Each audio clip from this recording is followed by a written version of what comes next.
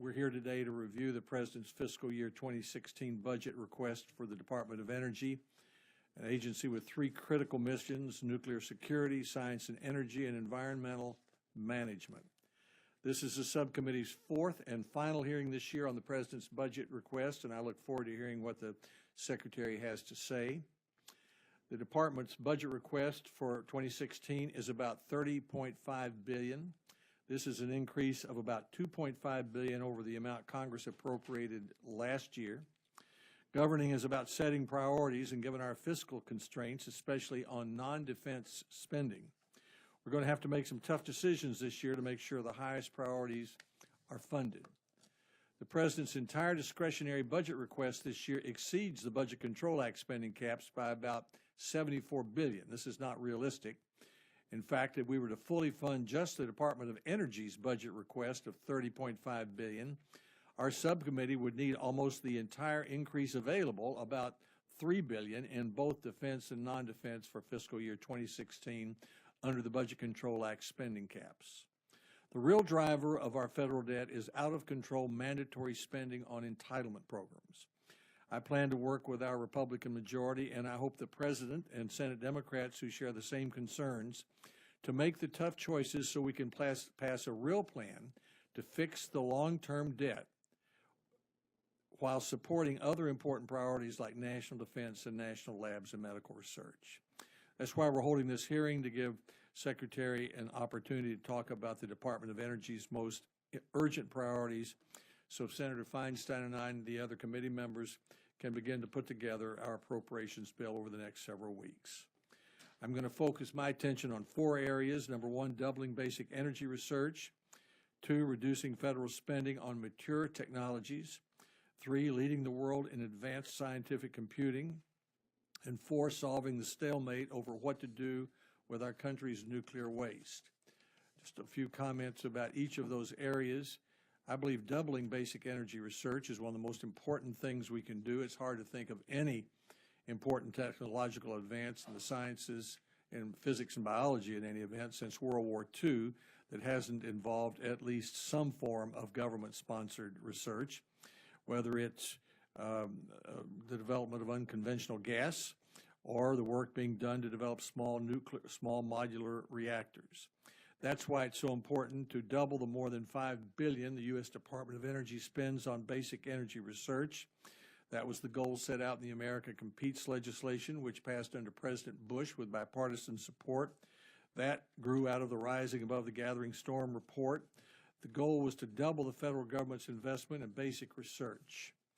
Two of the ways we've increased investment in basic research are, one, our national lab system, and two, ARPA-E, which Congress created as part of America Competes. The Office of Sciences manages 10 of the 17 Department of Energy national laboratories. They're critical to our national competitiveness, our way of life. They're home to the world's largest collection of scientific user facilities operated by a single organization, used by more than 31,000 researchers each year. Since 2009, Congress has provided about $1 billion in appropriations for ARPA-E, which has resulted in more than 400 projects. ARPA-E is successful because it stops funding projects that don't meet their research milestones, and funding is limited to 5 years. The next priority is federal spending on mature technologies. Washington has a bad habit of picking winners and losers and an addiction to wasteful subsidies, and we need to end those policies. The most conspicuous example of this is the wasteful wind subsidy, which costs taxpayers about $6 billion every year we extend it, enough to double basic energy research at the Department of Energy. President Obama's former Energy Secretary, Stephen Chu, said in 2011 that wind energy is a mature technology. There's a place for limited short-term subsidies to jumpstart technologies, and I've supported some of those. But it's long past time for wind to stand on its own in the market. The subsidy for big wind has been renewed 9 times since 1992. It's so generous that wind producers can literally give their electricity away in some markets and still make a profit. That's called negative pricing, and it's distorting the market and undercutting other forms of clean, reliable energy such as nuclear power. Third area is leading the world in advanced scientific computing. I got involved with supercomputing with Senator Bingaman when I first became a senator. At his direction, I flew to Japan to see why they were first in the world and we weren't. I'm glad to say that we've been able to work with the Obama administration over the last several years. We see eye to eye on the importance of these fast supercomputers, and I'm glad that because of a recent announcement that the Secretary was able to make and the budget requests that he includes, that we will be able to say that the world's fastest supercomputer would be again in the United States by 2017. Finally, I'd like to discuss, and I'll save most of my comments for questions, the 25-year-old stalemate about what we do about used fuel from nuclear reactors. I want to make sure we have a strong future in this country for nuclear power. It's essential, therefore, we have a permanent place to put used nuclear fuel. The federal government is responsible for disposing of that.